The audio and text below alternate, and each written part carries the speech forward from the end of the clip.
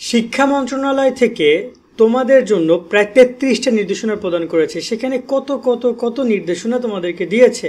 অবশেষে হলো কি, প্রশ্নপত্র চুরি হলো এবং এই প্রশ্নপত্র চুরি নিয়ে অনেক ভুল তথ্য ছড়ানো হচ্ছে। তোমাদেরকে দোষী করা হচ্ছে যে তোমরা এমনটা কাজ করেছো। অনেক জায়গায় আমি দেখতে পাচ্ছি যে তোমাদের নামে বদনামও ছড়ানো হচ্ছে এবং তার সাথে এই ভিডিওটা বেশি বেশি করে শেয়ার করে দিও, যাতে করে মানুষজন জানতে পারে আসল ঘটনা কি প্রশ্নপত্র চুরির ব্যাপারে এবং এমনটা আরও সামনে ঘটতে পারে কিনা।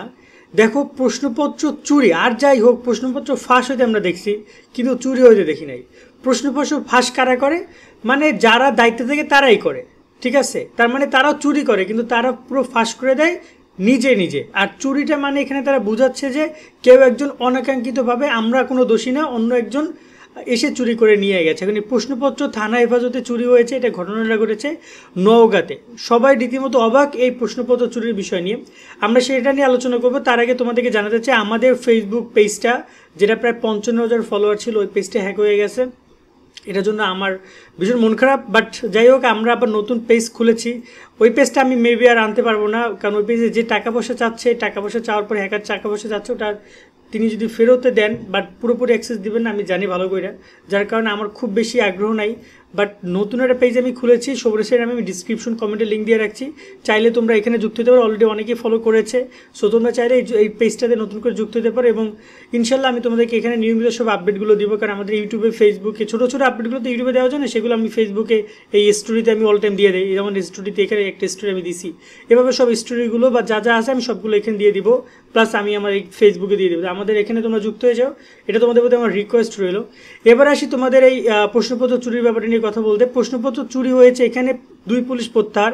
ঘটনা যেটা ঘটেছে, যেটা সঠিক ঘটনা, সেটা আমরা যেটা বের করলাম যে নওগাঁতে এই ঘটনাটা ঘটেছে, যেখানে একটি মানে ট্রাঙ্কের তালা খুলে এসএসসি প্রশ্ন বাইরে ছড়িয়ে ছিটে দেখা গেছে। মূলত বাইরে বলতে থানার মধ্যে যে থানা হেফাজত যেখানে রাখা হয়েছিল, তোমরা জানো এটা কিন্তু ট্রেজারি বলে, ঠিক আছে? এই ট্রেজারিতে সকল পরীক্ষার সরঞ্জামাদি এখানে রাখা হবে, এখান থেকে নিয়ে পরীক্ষা হবে, পরীক্ষা শেষে আবার এখানেই রাখা হবে। তো এক্ষেত্রে যে আমরা দেখতে পাই, এখানে তিনি বলছেন যে ওই রাতে হত্যা মামলার 3 জন আসামিকে আটকের পর তাদের আলাদা আলাদা রুমে রাখতে গিয়ে রুম সংকটের কারণে প্রশ্নপত্র রাখা হাজতখানায় একজনকে রাখা হয়। ওই আসামি সিলগালা খুলে তালা চাবি দিয়ে ট্রাঙ্ক খুলেছে, এরপর সে প্রশ্নপত্রগুলো ছড়িয়ে ছিটিয়ে রেখেছিল। প্রশ্নপত্র কেন সে বের করেছে সেটা জানতে নিয়মিত মামলা ও তাকে জিজ্ঞাসাবাদ করার প্রক্রিয়া চলছে। অর্থাৎ তিনি কিন্তু কোনো এইচএসসি পরীক্ষার্থী না, তিনি একজন নর্মাল হত্যা মামলার আসামি। সেই হত্যা মামলার আসামিকে রাখা হয়েছে এইচএসসির প্রশ্নে, যেখানে তিনি সিলগালা দিয়ে খুইলা, মানে ওখানে সিলগালার একটা তালা চাবি থাকে, তালা থাকে, সেটা দিয়ে খুইলা তিনি প্রশ্নপত্র দেখছে, ছিঁড়ছে।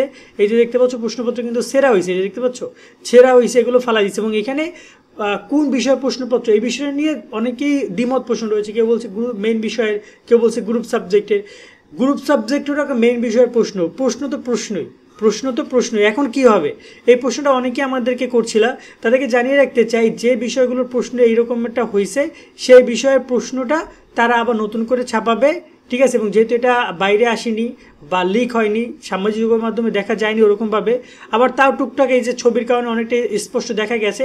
তো সব মিলে যদি বলি যে হয়তোবা নতুন করে আবার এই সাবজেক্টের প্রশ্ন তোমাদের জন্য দিবে, এবং পুরো বোর্ডের, যদি এমন হয় যে এটা দেখা যাচ্ছে, তাহলে পুরো বোর্ড রাজশাহী বোর্ডের সকলকেই এই নতুন প্রশ্ন দেওয়া হবে।